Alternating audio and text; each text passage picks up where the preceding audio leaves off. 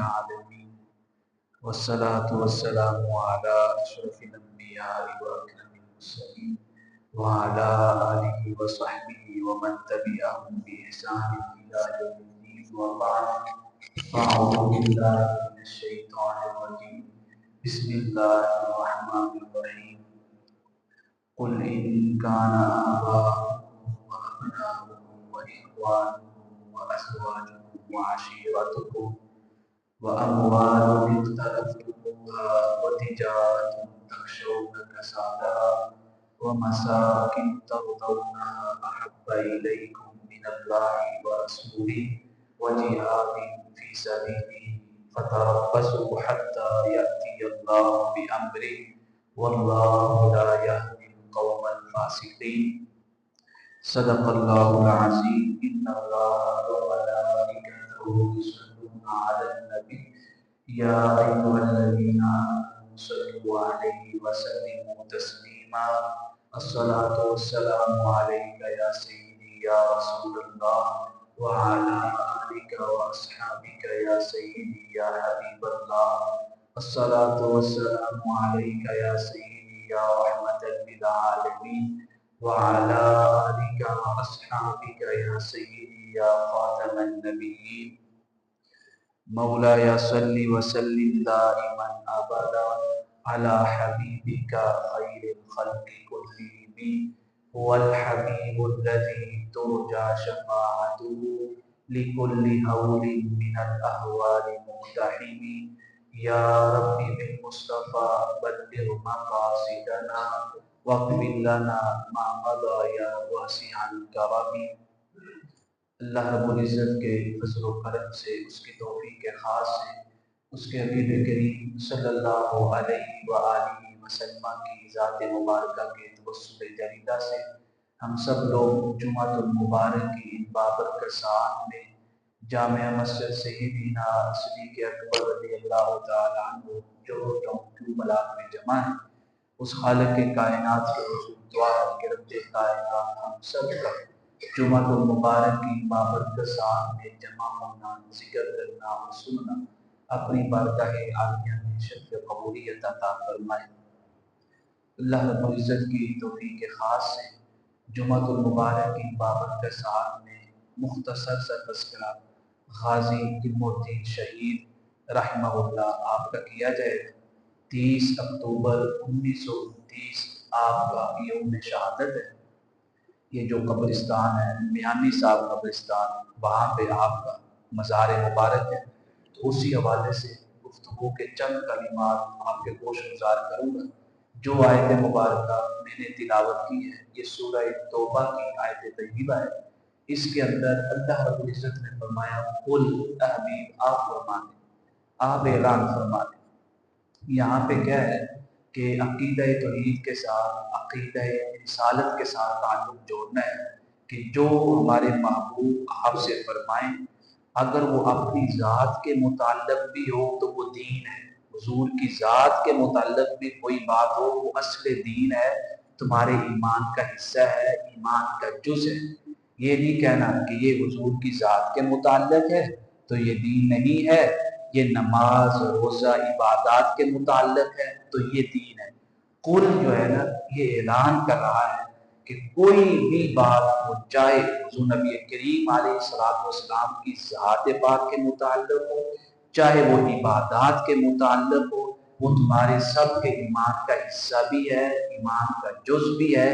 اس کے بغیر نہ تو ایمان قابل قبول ہے اور نہ ہی ایمان مکمل و کامل و اکمل ہوتا ہے۔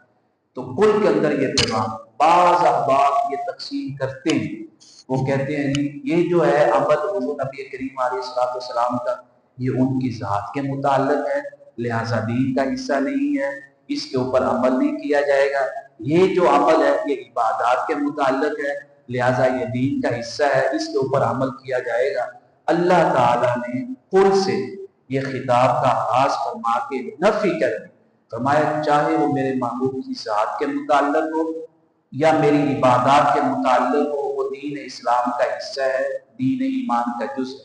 فرمایا ابھی آپ اعلان فرما ان کان آباؤکم، اگر تمہارے ابا و اجداد کے ساتھ تمہاری محبت، وَأَبْنَاؤُكُمْ تمہارے بیٹوں کے ساتھ تمہاری محبت، وَإِخْوَانُكُمْ تمہارے بھائیوں کے ساتھ تمہاری محبت، وَأَزْوَاجُكُمْ تمہاری بیویوں کے ساتھ تمہاری محبت، وَعَشِيرَتُكُمْ تمہارے خاندان کے ساتھ تمہاری محبت، وَأَمْوَالٌ اقْتَرَفْتُمُوهَا اس مال کے ساتھ تمہاری محبت جو مال تم نے جمع کر کے رکھا ہوا ہے، اکاؤنٹ میں رکھا ہوا ہے، سیو کر کے رکھا ہوا ہے، وَتِجَارَةٌ تَخْشَوْنَ كَسَادَهَا یا تمہاری محبت تمہارے کاروبار کے ساتھ، وَمَسَاكِنَ تَرْضَوْنَهَا یا تمہاری محبت تمہارے گھروں کے ساتھ، بنگلوں کے ساتھ، کوٹھیوں کے ساتھ، عمارات کے ساتھ۔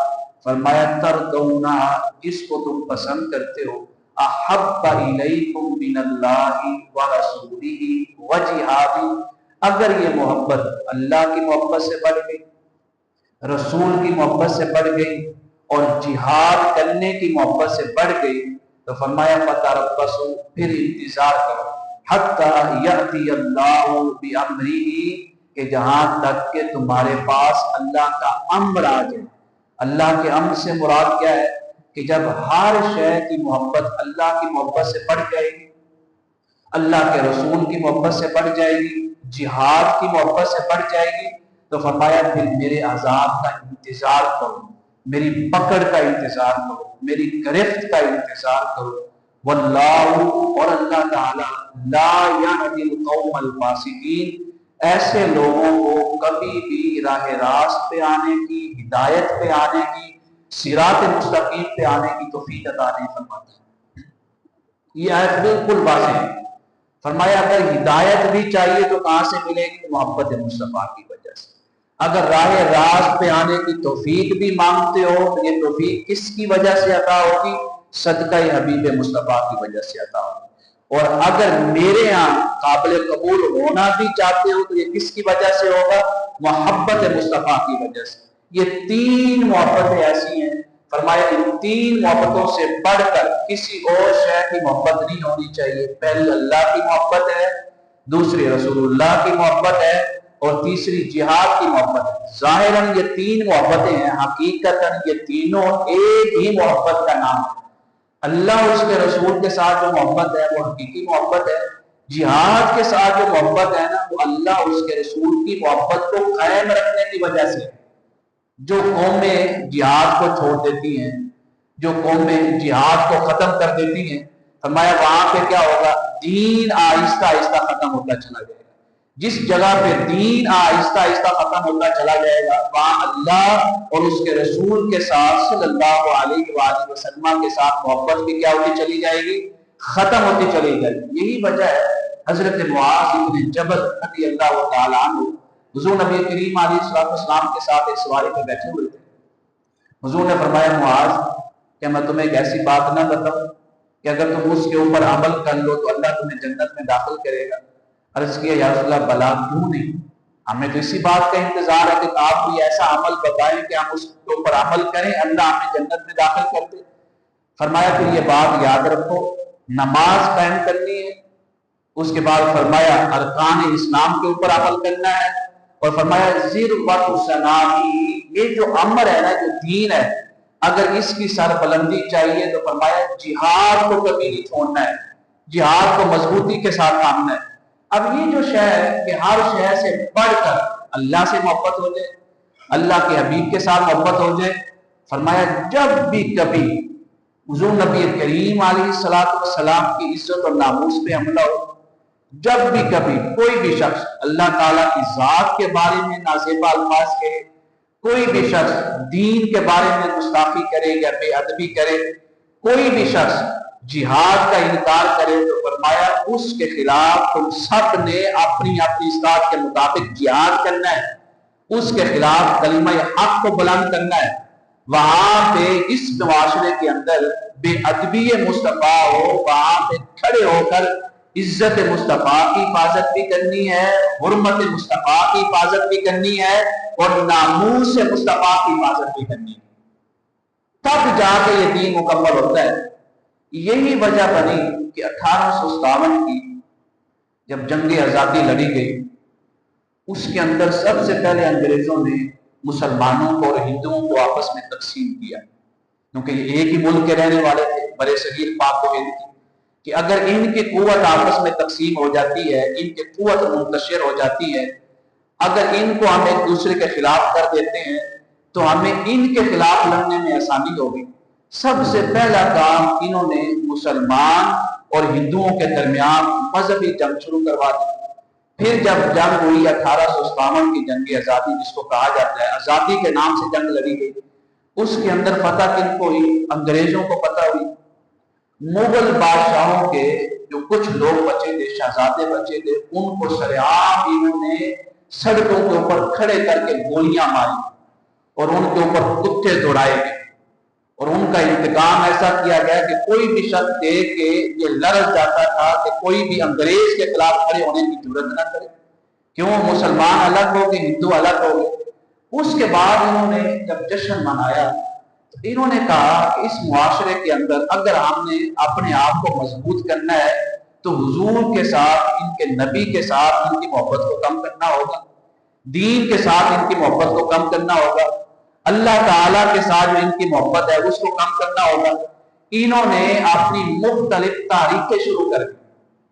ان تاریخوں کا مقصد کیا تھا کہ ایسا مواد شائع کریں، ایسی کتابیں لکھیں، اپنے جلسوں میں، اپنی تقریروں میں، اپنے اجتماعات سیاسیہ کے اندر ایسی گفتگو کریں جو دین کے خلاف ہو، دین اسلام کے خلاف ہو، جس کے اندر ان کے رب کی بے ادبی ہو، ان کے نبی کی بے ادبی ہو، ان کے مذہب اسلام کی بے ادبی ہو، ان کے سامنے زیادہ سے زیادہ دین اسلام کا مذاق اڑایا جائے، اس سے بھی بڑھ کر زیادہ سے زیادہ نعوذ باللہ ان کے نبی مصطفیٰ کریم صلی اللہ علیہ وآلہ وسلم کا مذاق اڑایا جائے، ان کی بے حرمتی کی جائے۔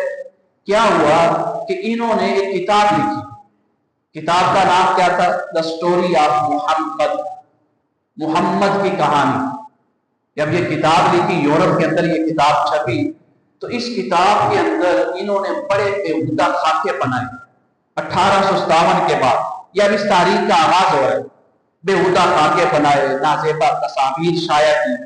اس کے بعد مسلمانوں کے اندر ایک بے چینی سی کیفیت پیدا ہو گئی، ہر طرف احتجاج اور مظاہرے ہونے لگے، بے امنی سی پھیل گئی۔ پھر جب مظاہرے ہوئے تو انہوں نے اس کتاب کی اشاعت جو ہے ہندوستان کے اندر بند کروا دی۔ پھر انہوں نے کیا کیا کہ ہندوستان کے اندر تعلیمی ادارے کھولے۔ تعلیمی ادارے کھولنے سے پہلے انہوں نے یہ کانسیپٹ عام کر دیا کہ ایک ہی جگہ پہ نا دینی اور سکول کی تعلیم نہیں ہو سکتی، دینی تعلیم کو الگ کر دیں، سکول کی تعلیم کو، دنیاوی تعلیم کو الگ کر دیں۔ جب دین کی تعلیم اور دنیاوی تعلیم ایک جگہ نہیں ہوگی تو کیا ہوگا؟ پہلے ہم نے معاشرے کو مذہب کی بنیاد پہ تقسیم کیا، اب ہم معاشرے کو تعلیم کے بنیاد پہ، تعلیم کے نام پہ تقسیم کریں گے۔ ایک جگہ پہ دینی تعلیم دی جا رہی ہے، دوسری جگہ پہ صرف اور صرف سکول کی دنیاوی تعلیم دی جا رہی ہے۔ اب جس جگہ پہ صرف دنیاوی تعلیم ہے ان کو گمراہ کرنا آسان ہے، ان کے سامنے آہستہ آہستہ طریقے سے ان کو دین کے خلاف لے جانا آسان ہے، کیونکہ وہاں دین بتانے والا کوئی نہیں ہوگا۔ جو دینی طبقہ ہے وہ اپنا ایک الگ بیٹھے، ایک الگ جگہ پہ وہاں پہ بیٹھ کے دین کی تعلیم حاصل کرے گا، ان کا ان کے ساتھ تعلق نہیں ہوگا، دین کا ان کے ساتھ تعلق نہیں ہوگا۔ اس طرح دوسری بڑی تقسیم ہندوستان کے اندر انگریزوں نے یہ کر دی کہ دین کی تعلیم والی جگہ کو مدارس کا نام دے دیا گیا اور دنیاوی تعلیم والی جگہ کو سکول، کالج، یونیورسٹی کا نام دے دیا گیا۔ اب اگر کوئی بھی شخص دنیاوی تعلیم لینا چاہتا تھا تو وہ مدارس میں نہیں جاتا تھا، مدارس والے دینی تعلیم لینا چاہتے تھے، دنیاوی تعلیم والی جگہوں پہ نہیں جانا چاہتے کیونکہ وہاں دینی تعلیم تھی نہیں۔ اس طرح جب تقسیم کی، الگ الگ جگہ بنا دی، الگ الگ ادارے بنا دے، ادھر دینی تعلیم والے دنیاوی تعلیم سے دور ہو گئے، دنیاوی تعلیم والے دینی تعلیم سے دور ہو گئے۔ ان کا شعور عصری علوم میں کم ہوتا چلا گیا، دنیاوی تعلیم والوں کا شعور دینی تعلیم میں کم ہوتا چلا گیا۔ انہوں نے جب دیکھا کہ یہ دوسرا جو مرحلہ ہے، دوسرا ہیلا کر کے بھی ہم نے دیکھ لیا ہے کہ مسلمانوں کے اندر وہ آپ تبدیلی نہیں لا سکے ان کے نبی کے بارے میں، ان کے نبی کے ساتھ جو ان کی محبت ہے وہ بدستور قائم ہے، اس کے اندر کسی قسم کی کوئی کمی نہیں ہوئی۔ پھر انہوں نے کیا کیا کہ وہاں ہندوستان کے معاشرے میں تیسرے مرحلے میں انہوں نے ہندو تاریخوں کا آغاز کروا دیا، مختلف ہندو تاریخیں شروع کروائی گئی۔ ان کا مقصد صرف اور صرف یہ تھا دین اسلام کے خلاف بولنا ہے، مصطفیٰ کریم علیہ السلام کی بے ادبی کرنی ہے، مسلمان نوجوانوں کو اکٹھا کر کے پیسوں کا لالچ دے کے، عہدوں کا لالچ دے کے، ملازمت کا لالچ دے کے، کسی بھی شے کا دنیاوی لالچ دے کے ان کو اپنے ساتھ بٹھانا ہے، ان کی ذہن سازی کرنی ہے، اور ان کی ذہن سازی کے اندر یہ چیز بتانی ہے کہ مذہب کے اندر محبت مصطفیٰ کوئی شے نہیں ہے، مذہب کے اندر محبت خدا کوئی شے نہیں ہے، مذہب کے اندر جہاد کی محبت کوئی شے نہیں ہے، کہ اگر یہ تین چیزیں کم کر دی جائیں گی نا تو ہم مسلمانوں کی جو نوجوان نسل ہے ان کو کنٹرول کر سکتے ہیں۔ تاریخیں چلتی رہی، کتابیں لکھی جاتی رہی، ان کے خلاف احتجاج مظاہرے ہوتے رہے، وہ کتابیں بند ہوتی رہی احتجاجات کی وجہ سے، مظاہروں کی وجہ سے، لوگوں کے باہر نکلنے کی وجہ سے۔ پھر کیا ہوا کہ جب تاریخ چلی ان کے اندر ایک تاریخ سامراج کی تاریخ بھی آتی ہے، سودی تاریخ بھی آتی ہے، تو انہوں نے ایک کتاب لکھوائی۔ اب کتاب جو لکھوائی اس کا نام میں نہیں لینا چاہتا، اس کتاب کا نام بھی بے ادبی والا نام ہے، لیکن جس نے کتاب لکھی تھی اس نے اپنے آپ کو خفیہ رکھا، اس کتاب کے اوپر اپنا نام نہیں لکھوایا بطور مصنف، اس نے صرف بطور پبلشر اس کتاب کے اوپر اپنا نام لکھا، جس کا نام تھا راجپال۔ یہ 1929 کے اندر جو ہے، اسی سالوں کے اندر یہ واقعہ ہو رہا ہے، جب اس نے یہ کتاب لکھوائی راجپال نے، اس کے اندر آقا کریم علیہ السلام کی بے ادبی کی گئی، حضور نبی کریم علیہ السلام کی شان کے خلاف، آپ کی عظمت کے خلاف باتیں کی گئی، اور اس کے فرنٹ پیج کے اوپر استغفر اللہ اس نے کوئی ایسی تصویر شائع کی کہ جو آقا کریم علیہ السلام کے ساتھ تو کیا کسی عام شخص کی شان یعنی کے مطابق بھی نہیں تھی، ایسی تصویریں شائع کروائیں۔ جب مسلمانوں نے احتجاج کیا، اس نے مسلمانوں کو دکھانے کے لیے معذرت نامہ لکھ دیا کہ مجھ سے غلطی ہو گئی ہے، ایسی غلطی ہو گئی جس کی تلافی ممکن نہیں ہے، میں مسلمانوں سے اجتماعی طور پر معافی کی درخواست کرتا ہوں، آج کے بعد یہ کتاب شائع نہیں ہوگی یہاں پہ۔ تو جب اس نے کتاب شائع نہ ہونے کا وعدہ کیا، پھر خود ہی اس نے لاہور سے باہر دلی وغیرہ میں وہاں سے اس نے کتاب شائع کروا دی۔ پھر مسلمانوں کے درمیان یہ مظاہرے شروع ہوئے، یہ مظاہرے بڑھتے بڑھتے بڑھتے پھر جلسے ہونا شروع ہو گئے۔ یہ دہلی گیٹ کے اوپر جلسہ ہوا، وہاں بڑے بڑے علماء جمع ہوئے، علماء کے اندر سب سے مین خطاب جو ہے سید عطا اللہ شاہ بخاری علیہ رحمہ انہوں نے کیا۔ انہوں نے جب خطاب کیا نا، انہوں نے کہا کہ ہم سے یہ مفتی کفایت اللہ صاحب بیٹھے ہیں، ان کو خواب میں آ کے اما عائشہ صدیقہ رضی اللہ تعالی عنہ اور سیدہ خدیجۃ الکبریٰ رضی اللہ تعالی عنہ انہوں نے آ کے کہا کہ تم کیسے لوگ ہو کہ تمہاری ماؤں کی عزتوں پہ حملہ ہو گیا اور تم خاموش ہو کے بیٹھے ہو؟ وہ ہمیں اپنی عزت کی دفاع کے لیے پکار رہے ہیں کہ تمہیں کیا ہو گیا ہے کہ جن کے صدقے پوری دنیا کو اللہ نے عزت عطا فرما دی، جن کے صدقے اللہ نے پوری دنیا کو عظمت عطا فرما دی، جن کے صدقے بے سہاروں کو سہارا ملا، جن کے صدقے دنیا کے اندر اخلاقی بلندیاں آئیں، اخلاقی اقدار کو فروغ ملا، بد اخلاقیاں ختم کی گئی، آج انہی کی عزت کے اوپر حملہ ہو رہا ہے۔ کہاں ہے تم لوگ؟ آپ نے ایسا خطاب کیا، وہاں بہت سے لوگ جمع تھے۔ تو غازی علم الدین شہید رحمہ اللہ، ان کا کوئی شروع سے دین کے ساتھ اتنا تعلق نہیں تھا کہ یہ کوئی عالم تھے یا درس نظامی پڑھتے تھے یا مدرسے کے طالب علم تھے، نہیں، یہ 19 یا 20 سال کی عمر میں جیسے سورج بوجھ کی عمر ہوئی ان کو اسکول میں ڈالا گیا۔ اسکول تو یہ نہیں پڑھے، ان کے والد نے ان کو اپنے ساتھ کام پہ لگا لیا، ترخانوں والا کام تھا، لکڑی والا، فرنیچر والا کام تھا۔ جب کام پہ لگایا تو وہاں جلسہ ہو رہا، تو جب جلسے کے پاس سے گزرے انہوں نے جلسہ سنا، جب جلسہ ختم ہوا تو انہوں نے لوگوں سے پوچھا یہ کیا ماجرا ہے، کس نے گستاخی کی ہے؟ اس ٹائم تو میڈیا تو ہوتا نہیں تھا، کوئی ایسے چینل نہیں ہوتے تھے جہاں خبر بہت جلد پہنچائے، تو خبر تو پھیل چکی تھی، لیکن بعض لوگوں کو، بعض مسلمانوں کو اس راجپال ملعون کی گستاخی کے بارے میں نہیں معلوم تھا، پتہ نہیں تھا۔ انہوں نے جب پوچھا تو اس کو بتایا گیا غازی علم الدین شہید رحمہ اللہ کو، پھر انہوں نے جا کے کتابیں خریدی کہ کیا واقعی اس بندے نے گستاخی کی ہے یا صرف علماء نے تقریری انداز میں کہہ دیا ہے۔ اپنی تحقیق پوری کی کہ واقعی ایسی بات ہے۔ تحقیق کرنے کے بعد انہوں نے پھر یہ اپنے گھر جاتے ہیں، ان کا ایک دوست ہوتا ہے، اس دوست کو جیسے ہم پنجابی میں کہتے ہیں شیدہ، شیدہ ایک دوست ہے، اس کا نام رشید ہوگا، اس کے ساتھ ان کا اٹھنا بیٹھنا ہے۔ وہ بھی کیا کوئی کام کاج نہیں کرتا ہے، بلکہ ان کے والد کو، جو طالبان ان کا نام تھا والد کا، ان کو پسند نہیں تھا کہ ان کس کے ساتھ دوستی ہے، نہ کوئی کام کرتا ہے نہ کچھ ہے، ویلا پھرتا رہتا ہے، پنجابی میں کہتے ہیں فارغ، کوئی کام کاج کا نہیں ہے، اس کے ساتھ جو اٹھتے بیٹھتے ہیں دوستی رکھتے ہیں، آپ کو پسند نہیں تھا۔ تو اپنے دوست کے ساتھ اس نے یہ بات شیئر کی، بات چلتی رہی آہستہ آہستہ۔ 1928 میں راجپال کے اوپر پہلا حملہ جو ہے یہ خدا بخش ایک نامی شخص تھا، اس نے کیا 1928 کے اندر، اس نے حملہ کیا۔ تو جب حملہ کیا تو اس کے وار سے یہ بچ گیا، محفوظ رہ گیا۔ اس شخص کو، خدا بخش کو 7 سال کی قید کی سزا سنا دی گئی۔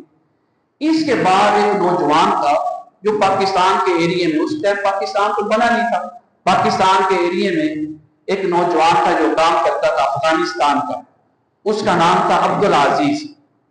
اس نے جب یہ دیکھا، یہ غازی علم الدین سے پہلے یہ حملے ہوئے، پہلا حملہ خدا بخش نے کیا، دوسرا یہ نوجوان، اس نے کہا کہ یار یہ کیسے گستاخی کر سکتا ہے، اگر اس نے گستاخی کی ہے اس کو زندہ رہنے کا حق کیسے ہے۔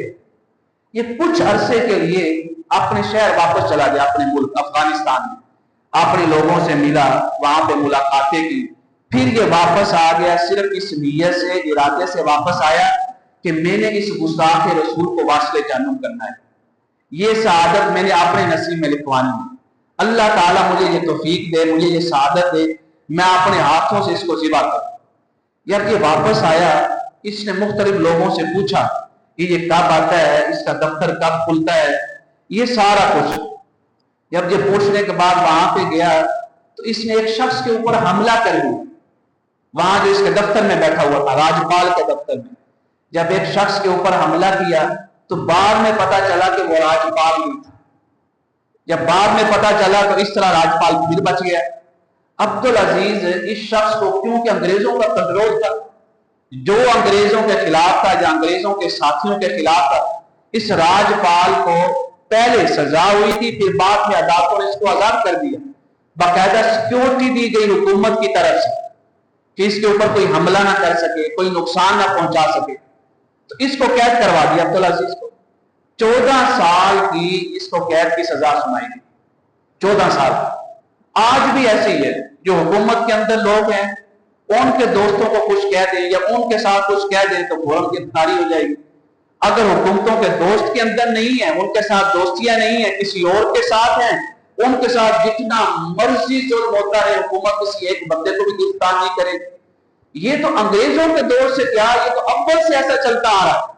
عبدالعزیز کی گرفتاری ہو، ایک رات غازی علم الدین شہید دوبارہ ٹیلی گیٹ سے گزر رہے، پھر وہاں پہ جلسہ ہو رہا ہے علماء کا، سید عطا اللہ شاہ بخاری علیہ رحمہ، آپ کا خصوصی خطاب ہے وہاں پہ، آپ نے پھر محبت بڑے انداز میں خطاب کیا اور للکارا امت مسلمہ کی غیرت کو، ان کی جرأت اور بہادری کو للکارا کہ یہ کیسے ہو سکتا ہے کہ مسلمان اتنے کثیر تعداد میں ہوں اور وہاں پہ ایک منحوس اور ناپاک اور خبیث شخص جو نبی کریم علیہ السلام کی ذات پاک میں بے ادبی کر دے، ان کی حرمت و ناموس و عزت پہ حملہ کر دے۔ وہاں پہ یہ رات کو جب خطاب سنا تو اپنے دوست کے پاس چلے گئے، کافی لیٹ ہو گئے۔ جب گھر پہنچے تو آپ کے والد نے آپ کے اوپر غصہ کیا، بھی کہاں چلے گئے؟ انہوں نے بغیر جواب دیے اپنے گھر کے ایک طرف اپنے کمرے میں جا کے بیٹھ کے سوچتے رہے۔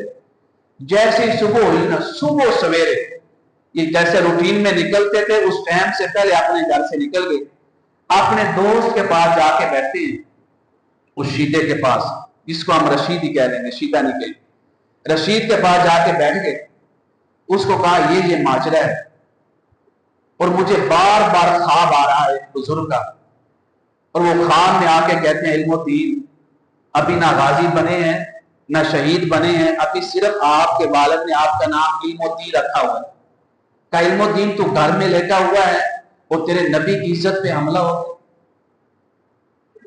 تیرے نبی کی ناموس پہ حملہ ہو گیا،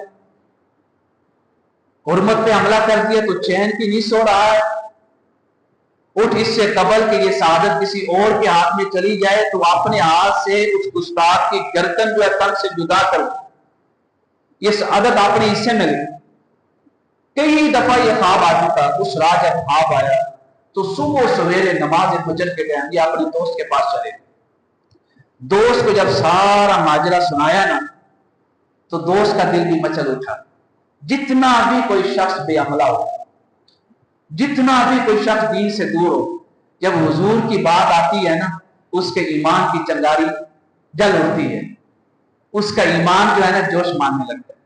جیسے ہی آقا کریم علیہ الصلوۃ والسلام کا نام آتا، کوئی بھی شخص جس کا ایمان جتنا بھی مردہ ہو نا اس کے سامنے ذکر مصطفیٰ کرے، اس کے سامنے عظمت مصطفیٰ کو بیان کرے، حضور نبی کریم علیہ الصلوۃ والسلام کی شان کو بیان کرے، اس کا مردہ ایمان بھی اس کو بھی جلا مل جائے، اس کا مردہ ایمان جو ہے اس کو حیات دائمی مل جائے، اس کی محبت جو ہے جاگ اٹھے گی، یار میں اپنے مصطفیٰ سے دور ہوں۔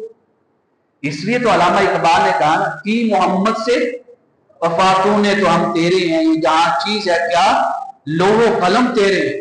کوئی بھی مردہ شخص ہے ایمانی طور پہ حضور کے ذکر کی محفل سجا، لیکن اب حضور کا ذکر یہ تقاضا کرتا ہے کہ اس کا ایمان جاگ گیا ہے، اب دوبارہ اس کو مردہ حالت میں نہ لے کے جائے، دوبارہ دین سے دور نہ ہو، کیونکہ جو جس سے محبت رکھتا ہے نا محبت کا تقاضا یہ ہے اس کے ایک ایک عمل سے، ایک ایک قول سے، ایک ایک گفتگو سے، ایک ایک بات سے محبوب کی جھلک نظر آنی چاہیے، محبوب کی سیرت نظر آنی چاہیے، وہ محبوب کے کردار کا پیکر ہونا چاہیے، عملی نمونہ ہونا چاہیے۔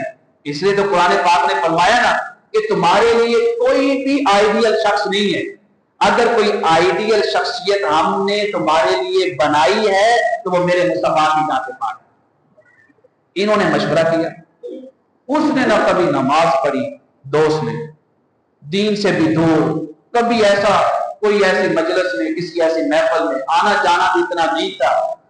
جب یہ سنا تو بحث شروع ہو گئی، اس نے کہا نہیں یہ کام میں کرنا چاہتا ہوں، تو میرا دوست ہے اس کی اجازت مجھے دے۔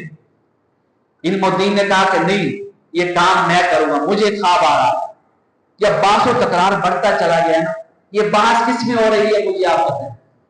ہاں جی کس میں بحث ہو رہی ہے؟ ہم بحث کرتے ہیں دنیا میں، ہم بحث کرتے ہیں کوئی شہر بیچنے کے، ہم بحث کرتے ہیں غیبت ہو رہی ہے، اس کے اندر بحث ہو رہی ہے، ہم بحث کرتے ہیں کسی کی عزت کو اچھالنے کے لیے، ہم بحث کرتے ہیں کسی کو نقصان پہنچانے کے لیے۔ یہ دونوں دوست صبح سویرے اکیلے ایک کمرے کے اندر بیٹھے ہیں، بحث کر رہے ہیں کس کے اوپر؟ عزت مصطفیٰ کی حفاظت کے لیے، سبحان اللہ، حرمت مصطفیٰ کی حفاظت کے لیے، عظمت مصطفیٰ کی حفاظت کے لیے، شان مصطفیٰ کی حفاظت کے لیے اس میں بحث ہو رہی ہے۔ مجھے آپ بتا اس بحث کا ایک ایک کلمہ، اس کلمے کا ایک ایک جز اللہ کی طرف سے کتنی نیکیوں کا سبب بنے گا ہم شمار بھی نہیں کر سکتے، کتنی اعلیٰ جزا کا سبب بنے گا ہم شمار بھی نہیں کر سکتے۔ جب بحث و تکرار پڑی انہوں نے کہا ٹھیک ہے ایک فیصلہ کرتے ہیں، قرآن اندازی کر لیتے ہیں، قرآن اندازی کرتے ہیں، جس کا نام آ جائے گا وہی اس کو واصل جہنم کرے گا، اس گستاخ کو ملعون کو۔ پہلی دفعہ پورا ڈالا گیا، قدرت کو منظور ہی کچھ اور تھا، پہلی دفعہ پورا ڈالا گیا علم الدین کا نام آیا، دوسری دفعہ پورا ڈالا گیا پھر علم الدین کا نام آیا، تیسری دفعہ پورا ڈالا گیا پھر علم الدین کا نام آیا۔ اب پھر بحث و تکرار شروع ہوگی، دوست نے کہا یار ایک دفعہ اور پورا ڈال دیتے ہیں، چلو 3 دفعہ ہو گیا، چوتھی دفعہ بھی پورا ڈال دیتے ہیں، चौथी दफा भी जब कूड़ा डाला गया तो उस कूड़े के अंदर जिसका नाम निकला वो इल्मुद्दीन का नाम था। दोस्त ने कहा ठीक है, अल्लाह ताला ने ये सादत तेरे नसीब में लिखी है तो तू ही जा। उसके लिए हेल्प की, मदद की। इल्मुद्दीन ने कहा कि तुम मेरे साथ चल बाजार में। तो हम बाजार से ना कहीं से कोई ऐसी शय खरीदते हैं जिससे उसके ऊपर हमला किया जा सके। इल्मुद्दीन शहीद अपने दोस्त के साथ निकलता है। दोस्त आगे साथ नहीं जाता, सिर्फ बाजार तक है। बाजार में जाते हैं एक जगह पे जहां छुरियों वाली दुकान है, खंजरों वाली दुकान है, वहां से तेजदार वो खंजर है, छुरी है, वो खरीदता है इल्मुद्दीन। खरीदने के बाद यहां से दोस्त वापस आ जाता है पूरा अंदाजी के मुताबिक कि तू मेरे साथ नहीं आएगा। इल्मुद्दीन जो है ये वहां आगे चलता है जहां पे राजपाल का दफ्तर था। राजपाल का दफ्तर यहाँ पे कुतुबुद्दीन ऐबक का मजार है, उसके पास ही है। कौन सी जगह है? अनारकली के साथ ही वहां पे इसका दफ्तर था राजपाल का। हाँ जी, हाँ जी, ऐबक रोड, ऐबक रोड पे अनारकली के साथ इसका दफ्तर था। वहां पे ना कोई रेड़ी वाला खड़ा होता था, जैसे सुबह सुबह रेड़ी वाले खड़े होते हैं, नाम चने वाले, वहां कोई खड़ा था। इल्मुद्दीन जब उसके पास गया ना तो उसने कहा ये कब आता है, इसका दफ्तर कब खुलता है? उसने बताया नहीं रेड़ी वाले को। रेड़ी वाले को ये कहा कि मैं इससे मिलना चाहता हूँ, मुलाकात का इरादा है। उसने कहा ये आएगा तकरीबन 9 बजे आएगा, तकरीबन 9 बजे आएगा। जब ये आएगा तो दफ्तर में आने के बाद ये कॉल करेगा। कॉल किसको करनी है? पुलिस वालों को करनी है। पुलिस वालों को कॉल करेगा, उसके बाद इसकी सारी सिक्योरिटी जो है पुलिस वालों की वो इसके दफ्तर पे पहुंच जाएगी। फिर किसी को भी पुलिस की इजाजत के बगैर अंदर जाने की इजाजत नहीं होती है। ये जैसे ही इसकी गाड़ी आई ना राजपाल की, ये गाड़ी से निकला तो वो रेडी वाला जो था ना ऐसे मोटा मार के, ऐसे कंधा मार के, ये राजपाल महबूब है जिसने हुजूर नबी करीम अलैहिस्सलाम की शान में गुस्ताखी की। जैसे ये पता चलता है ना, रेडी वाले को शक हो जाता है कि इस नौजवान का इरादा कुछ और है। उम्र कितनी है? 18 साल है या 19 साल है, ज्यादा से ज्यादा 20 साल। 18-19 साल कौन सी उम्र है? आजकल क्रिकेट मैच से ही 18-19 साल के नौजवानों को फुर्सत मिलती। 18-19 साल का नौजवान जो अक्सरियत में है मस्जिद का मुंह तक नहीं देखते। लेकिन बाज नौजवान ऐसे 18-19 साल की उम्र में भी कुरान के हाफिज हो गए। 18-19 साल की उम्र में 5 टाइम के नमाजी हो गए। 18-19 साल की उम्र में भी उन्होंने मस्जिद के अंदर कोई भी दर्स नहीं छोड़ा होगा। 18-19 साल उम्र है। जैसे ही पता चला ना कि दफ्तर में आ गए, ये पीछे से दफ्तर में दाखिल हो गए। उसके साथ 2 लोग और शामिल थे उसके दफ्तर में जो उसके मुलाजम थे। एक किताबें वगैरह सही कर रहा था, एक सफाई वगैरह कर रहा था। तो इसने पूछा कि राजपाल किधर है? उन्होंने बता दिया कि वो बैठा हुआ कुर्सी पे। जैसे ये बताया ना तो इनके पास जो तेजदार छुरी थी इन्होंने पूरी कुव्वत से निकाला। जिस्मानी कुव्वत भी 18-19 साल में, जिस्मानी कुव्वत भी अपने उरूज पे होती है और उस टाइम जिस्मानी कुव्वत से बढ़कर ईमानी कुव्वत उरूज पे थी। और जहां ईमानी कुव्वत आ जाए ना तो वहां खैबर जैसा मजबूत से मजबूत कला भी एक बंदा उठा सकता है, जिसको शेर खुदा कहते हैं। ये ईमानी कुव्वत। जिस्मानी कुव्वत से छोटे से दरवाजे को भी 8 बंदे मिलकर ही उठा सकते हैं, और ईमानी कुव्वत को जिसको 8 बंदे नहीं उठा सकते हैं, अगर ईमानी कुव्वत आ जाए तो अकेला एक बंदा भी उठा सकता है। छुरी निकाली पूरी कुव्वत के साथ इन्होंने यहां पे उसके वार किया मलऊन की। जब यहां पे वार किया ना तो वार के बाद ऐसे ही जब छुरा निकाला, खंजर निकाला तो खून का फुआरा निकला। आपको यकीन हो गया कि आप ये करीब है, ये वासिल जहन्नुम हो जाएगा। उसके बाद दोबारा वार किया। जो अदालत के अंदर जड़ा हुई थी उसके अंदर जो पुलिस वालों ने रिपोर्ट में लिखा कि इस इल्मुद्दीन ने 8 वार किए। 8 वार। 8 वार जब किए तो पहला वार जब किया ना तो जो किताबें सही कर रहा था उसने देखा तो उसने किताबें ऐसे फेंकी इल्मुद्दीन की तरफ। किताबें फेंकूंगा, इसके हाथ से छुरा नीचे गिर जाएगा तो हम इसको काबू कर लेंगे। जब किताबें फेंकी तो किताब उनको लगी नहीं, तो उसने खून से आलू जब छुरा देखा ना तो वो डर गया, सहम सा गया। उनको जरूरत ही नहीं हुई आगे होने की। इन्होंने इस तरह 8 वार किए रिपोर्ट के मुताबिक। जब 8 वार हुए تو وہ واصل جہنم ہو گیا. جب یقین ہو گیا تو یہ جاتے ہیں تھوڑی دیر دور، ایسے دور جاتے ہیں، وہاں پہ چھری وغیرہ لگی ہوئی ہے، اس چھری کو خنجر کو صاف کرتے ہیں، خون کو صاف کرتے ہیں. لوگ آ کے جمع ہو جاتے ہیں. لوگ یہ کہنا شروع کر دیتے ہیں کہ کوئی شخص ڈکیتی کی نیت سے آیا تھا، چوری کی نیت سے آیا تھا، اس نے حملہ کر دیا. یہ پیچھے جب چھری صاف کر رہے ہیں، خون کو صاف کر رہے ہیں، آگے آئے. انہوں نے کہا میری بات سنیں، اس کو ماننے والا کوئی اور نہیں ہے، میں نے مارا ہے، میں نے مارا اس کو. میں نے اس کو اس وجہ سے نہیں مارا کہ میں چوری کی نیت سے اس کی دکان میں آیا تھا، قتل کی نیت سے آیا تھا. میں نے اس کو مارا ہے عزت مصطفیٰ کی حفاظت کے لیے، حرمت مصطفیٰ کی حفاظت کے لیے، ناموس مصطفیٰ کی. اسپیکر بند ہوا سارے اسپیکر کی طرف. آپ عزت مصطفیٰ، اسپیکر بند ہو جائیں، ہوتے رہیں، آپ میری طرف سنیں، یا تو میری آواز آپ کو نہ آتی ہو.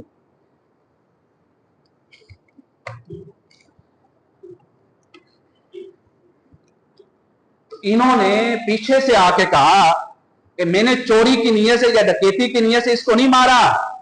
اس بدبخت کو اگر میں نے مارا ہے تو عزت مصطفیٰ کی حفاظت کے لیے مارا ہے، عظمت مصطفیٰ کی حفاظت کے لیے مارا ہے، ناموس و حرمت مصطفیٰ کی حفاظت کے لیے مارا ہے. تو کچھ لوگ آگے بڑے پولیس والے، انہوں نے پکڑ کے قید کر لیا. جب چھوٹی عدالت میں کیس چلا نا، تو اس عدالت نے ان کو سزا سنا دی، سزائے موت. اس کے بعد ان کے جو والد تھے تالے بند، ان کو پتا چلا قید اعظم محمد علی جناح کا. اب قید اعظم محمد علی جناح اس ٹائم دلی میں تھے. واقعہ لاہور میں ہوا ہے کہ اگر اپیل دائر کرنی ہے سزائے موت کے خلاف ہائی کورٹ کے اندر، تو وکیل بھی بہت بڑا ہونا چاہیے جو اپنے دلائل سے جج کو مطمئن کر سکے. قید اعظم محمد علی جناح کے ساتھ یا اپنے دوست جو ہیں محمد دین کے ساتھ ان کے پاس جاتے ہیں کہ آپ جو ہے میرے بیٹے کا کیس لے لیں سزائے موت کے خلاف، اپیل دائر کرنی. قید اعظم نے کہا کیس تو میں لے لوں گا، لیکن پہلے وہاں کا جو مقامی وکیل ہے نا، کسی مقامی وکیل کو یہاں بلائیں تاکہ میں کیس کی ساری تفصیلات سنوں کہ کیا واقعی ہی اپیل دائر ہو سکتی ہے یا نہیں ہو سکتی ہے، سارے کیس کے بارے میں پوچھوں. تو جب آپ واپس آئے، مقامی وکیل کو لیا، دوبارہ پاس گئے قید اعظم محمد علی جناح رحمہ اللہ، تو انہوں نے اپیل دائر کر دی. جب اپیل دائر ہوئی، آپ نے اتنے اعلیٰ طریقے سے جرح کی، محمد علی جناح نے اتنے اعلیٰ طریقے سے جو جو انہوں نے پوائنٹ لکھے تھے وہ سارے کے سارے ایک ایک پوائنٹ کے اوپر جرح کی. مثال کے طور پہ انہوں نے لکھا تھا کہ ایک نوجوان آیا، اس کا نام یہ تھا علم الدین، ٹھیک، اس نے قتل کیا اور دکان کے اندر 2 لوگ اور تھے. قید اعظم محمد علی جناح نے کہا جج صاحب یہ کوئی معقول سی بات ہے کہ 3 لوگ ایک جگہ پہ موجود ہوں اور ایک 18-19 سالہ نوجوان آئے، 3 لوگوں کی موجودگی میں ایک شخص کو قتل کر کے چلا جائے؟ کیا کوئی سوچ سکتا ہے اس طرح؟ انہوں نے جو کہا ہے کہ اس کے کپڑوں کے اوپر جو خون ہے یہ راجپال کا خون ہے. مجھے آپ بتائیں کہ کپڑوں کے اوپر یہ بھی لکھا ہوا ہے کہ جب انہوں نے قتل کیا ہے اس کو انہوں نے مارا ہے، پولیس والوں نے اور دیگر لوگوں نے بھی مارا ہے. جب مارا ہے تو اس نوجوان کا اپنا بھی خون نکلا ہے. تو مارنے کی وجہ سے جو اپنا خون نکلا ہے تو یہ دلیل ہے کہ اس کے کپڑوں کے اوپر راجپال کا خون نہیں ہے، مقتول کا خون نہیں، ان کا اپنا خون ہے. اس طرح جرح کی. آخر میں قید اعظم محمد علی جناح نے کہا اگر مان بھی نہیں کہ ایسا ہوا ہے، 18 سالہ نوجوان ہے، انہوں نے کوئی ذاتی طور پہ تو قتل نہیں کیا، انہوں نے قتل کیا ہے ہمارے نبی کی عزت کی خاطر، ہمارے نبی کی عظمت کی خاطر. تو اشتعال کس نے دلایا؟ اس راجپال نے اشتعال دلایا. تو جس جگہ اشتعال دلایا جائے وہاں اگر قتل ہو جائے تو وہاں وہ سزا نہیں ہوتی ہے جہاں اس قتل کی سزا سنائی جاتی ہے جو بغیر کسی سبب سے کسی کو مار دیا جائے. تو آپ سزائے موت نہیں دے سکتے، عمر قید سنا دیں یا کوئی اور سزا سنا دیں.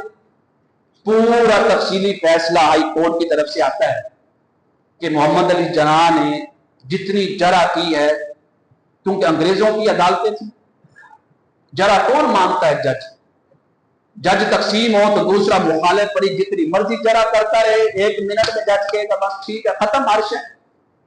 اس نے کہا جی محمد علی جناح نے جتنی جرا کی ہے وہ جرا مردود ہے، سزائے موت کو برقرار رکھا جاتا ہے۔ سزائے موت برقرار رکھی گئی۔ جب دیکھا کہ اشتعال انگیزی زیادہ ہو رہی ہے، مظاہرے زیادہ ہو رہے ہیں لاہور کے اندر، آپ کو تقریباً مئی کے مہینے میں 1929 میں مئی کے مہینے میں آپ کو رات کے پہر میں چھپ چھپا کے کسی کو پتہ نہ چلے میاں والی جیل میں منتقل کر دیا گیا۔ جب میاں والی جیل میں منتقل کیا، کئی لوگ ایسے تھے جیلر اور کئی لوگ ایسے جو آپ کے کمرے سے باہر بھی نگہبانی کرتے تھے کہ ایسی چیزیں دیکھ کے، نور دیکھ کے وہ دائرہ اسلام میں داخل ہو چکے تھے۔ ایسی چیزیں دیکھ کے جب سزائے موت کا دن آیا، 30 اکتوبر کا دن 1929، آپ کو میاں والی جو ہے وہاں پہ پھانسی دینی چاہیے تھی۔ وہاں پہ میاں والی کے اندر جب آپ کو پھانسی کا حکم ہوا کہ یہاں پہ پھانسی دے، سزائے موت کی سزا یہاں پہ نافذ ہو، وہاں پہ کیا ہوا کہ آپ کو جب پھانسی دینے لگے نا تو آپ سے پوچھا گیا، جلاد نے پوچھا کہ آخری خواہش کیا ہے؟ آپ نے فرمایا کہ میری آنکھوں کے اوپر پٹی وغیرہ کچھ نہ باندھے جائے، میرے ہاتھ اور پاؤں نہ باندھے جائیں، میں بہادری کے ساتھ لوگوں کے سامنے اس دنیا سے رخصت ہونا چاہتا ہوں۔ کوئی شخص یہ نہ کہے کہ ڈر کے مارے گیا تھا۔ جو مصطفیٰ کا عاشق ہے وہ دنیا کو ڈر میں نہیں چھوڑتا ہے، محبت میں چھوڑتا ہے کہ ملاقات کس سے ہونی ہے؟ مصطفیٰ سے ہونی ہے۔ اللہ، انہوں نے کہا نہیں، اس کے اوپر عمل نہیں ہو سکتا۔ ہاتھ پاؤں باندھ دیے، آنکھوں کے اوپر پٹی باندھ دی، نیچے سے تختہ کھینچ لیا۔ جب تختہ کھینچا ہوگا وہاں سے آواز آئی ہوگی، جب پوری زندگی لبیک یا رسول اللہ، لبیک یا رسول اللہ کہتے رہے علم الدین، وہاں سے آواز آئی ہوگی لبیک یا علم الدین، لبیک یا علم الدین۔ حضور کی بارگاہ سے سلام آیا ہوگا۔ اللہ اکبر۔ اس کے بعد انہوں نے چھپ چھپا کے دفنا دیا غازی علم الدین۔ اب غازی بھی بن گئے، علم الدین بھی بن گئے، شہید بھی بن گئے، لیکن مظاہرے ہوتے رہے، کیس چلتا رہا کہ نہیں ہمیں جو میت ہے وہ ہمارے سپرد کی جائے، جسد خاکی جو ہمارے سپرد کیا جائے۔ کیس چلتا رہا جہاں تک کہ اجازت مل گئی تقریباً 12 نومبر کو اجازت ملی کہ ان لوگوں کے سپرد جو ہے غازی علم الدین شہید کا جسد خاکی سپرد کر دیا جائے، اور یہ سارا اہتمام کیا جائے بذریعہ ٹرین کہ جسد خاکی جو ہے وہ لاہور پہنچایا جائے گا، کیونکہ لاہور آپ کی رہائش گاہ تھی، لاہور پہنچایا جائے گا۔ میاں والی کے اندر جس دن پھانسی ہونی تھی نا، آپ کو لاکھوں کا مجمع جیل سے باہر جمع تھا، لاکھوں کا مجمع عاشق کی موت کا منظر اپنی آنکھوں سے دیکھنا چاہتا تھا۔ ہمارے اس خطے کے عاشق ایسے ہیں، یہ موت کا منظر دیکھنا چاہتے ہیں پر کسی کو بچانا نہیں چاہتے۔ یہ کہتے ہیں کسی عاشق کی موت کا منظر اپنی آنکھوں سے دیکھے پر کسی عاشق کو بچانا نہیں۔ ہم ایسے لوگ ہیں۔ اس بڑے صغیر پاک و ہند فیصلہ ہو گیا، پوری ٹرین بھی باقاعدہ اسپیشل تیار کروا دی گئی، کیونکہ حکومت کی طرف سے آرڈر تھا، عدالتوں کی طرف سے کہ جسد خاکی جو ہے لاہور پہنچایا جائے گا۔ جب لاہور پہنچا تو 16 نومبر کا دن تھا، 16 نومبر کو آپ کا جنازہ ہونا تھا۔ اعلان ہو گیا۔ اس ٹائم لاہور کی آبادی جو ہے تقریباً 5 سے 6 لاکھ ہو، اور جنازے کے اندر کئی لاکھ لوگ، تقریباً 8 لاکھ کے قریب لوگ جنازے کے اندر شریک تھے۔ اب وہاں پہ یہ بات چھڑی کہ غازی علم الدین شہید کا جنازہ کون پڑھائے گا؟ اتفاق اس بات پہ ہوا کہ آپ کے والد جو ہیں وہ آپ کی نماز جنازہ پڑھائیں گے۔ طالب بند نام تھا۔ جب اتفاق اس کے اوپر ہو گیا، آپ نے فرمایا میں اپنا حق علامہ اقبال علی رحمہ کو دے رہا ہوں، علامہ اقبال جو ہے وہ میرے بیٹے کا جنازہ پڑھائے گا۔ علامہ اقبال آپ نے فرمایا کہ نہیں، ان کا جنازہ محدث لاہوری سید دیدار علی شاہ رحمہ اللہ وہ پڑھائیں گے۔ محدث لاہوری سید دیدار علی شاہ صاحب رحمہ اللہ کسی وجہ سے لیٹ ہو گئے۔ پھر جنازہ جو ہے جو مسجد وزیر خان کا خطیب تھا نا، خطیب نے جنازہ پڑھایا، اس کے بعد سید دیدار علی شاہ علی رحمہ پہنچے، دوسرا جنازہ انہوں نے پڑھایا، پھر اس کے بعد سید خطیب احمد شاہ علی رحمہ پہنچے، پھر انہوں نے جنازہ پڑھایا۔ اس طرح آپ کا جنازہ لاہور کی تاریخ میں ایک تاریخی جنازہ تھا، لاہور کی سرزمین میں نہ پہلے کبھی ایسا جنازہ دنیا نے دیکھا نہ بعد میں کوئی دیکھے گا۔ جنازے کے بعد آپ کو قبر کے اندر اتارا گیا، جس کے اندر علامہ اقبال علیہ رحمہ بھی اترے تھے قبر کے اندر۔ آپ کا آج بھی جملہ تاریخ کے اندر رقم ہے کہ ترخانہ دا منڈا ساتوں نمبر لے گئے۔ نمبر میدان حشر میں وہی لے کے جائے گا جو محبت مصطفیٰ میں زندگی گزار گیا۔ تو آج جو ہیں سارے ایک دفعہ نماز کے بعد سورہ فاتحہ، 3 دفعہ سورہ اخلاص پڑھ کے غازی علم الدین شہید علیہ رحمہ کے ہوئے پاک کو اصالہ ثواب دیں۔ وما توفیقی الا باللہ۔